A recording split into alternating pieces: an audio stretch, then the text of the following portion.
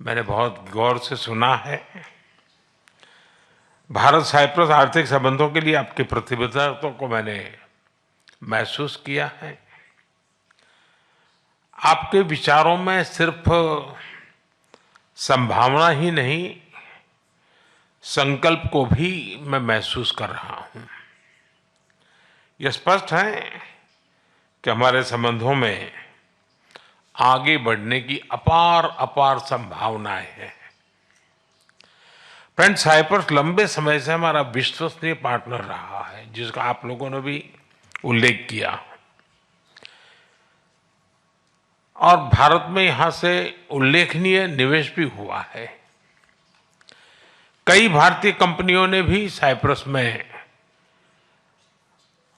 और एक प्रकार से साइप्रस को यूरोप का गेटवे के रूप में ही देखा है।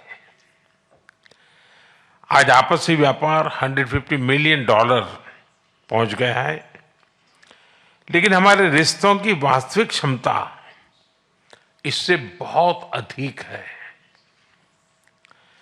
आप में से अधिकतर लोग भारत से जुड़े हुए हैं और पिछले 11 वर्षों में भारत की ग्रोथ स्टोरी को भी देखा है।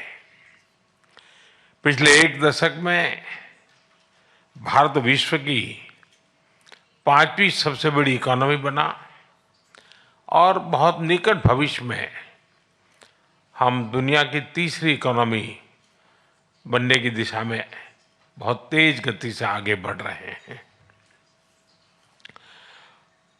आज विश्व में भारत बहुत तेजी से ग्रो करने वाला एक इमर्जिंग इकोनॉमी में इसका स्थान है। साथियों, आप भली भांति जानते हैं, हमने टैक्स रिफॉर्म्स किए हैं। जीएसटी के साथ वन नेशन वन टैक्स प्रणाली लाई गई है। कॉर्पोरेट टैक्स रेशनलाइज किया गया है। हजारों की संख्या में कानूनों में डिक्रिमिनलाइजेशन करने का काम हमने किया है। हमने ईज ऑफ डूइंग बिजनेस के साथ साथ ट्रस्ट ऑफ डूइंग बिजनेस, उस पर भी उतना ही बल दिया है। आज भारत में स्पष्ट नीति है, उसके साथ साथ स्टेबल पॉलिटी भी है। 6 दशकों के बाद ऐसा हुआ है कि एक ही सरकार लगातार तीसरी बार चुन करके आई है। भारत की डेमोग्राफिक डिविडेंड और टैलेंट से आप भली भांति परिचित हो और आपकी बातचीत में भी इसका जिक्र हुआ है।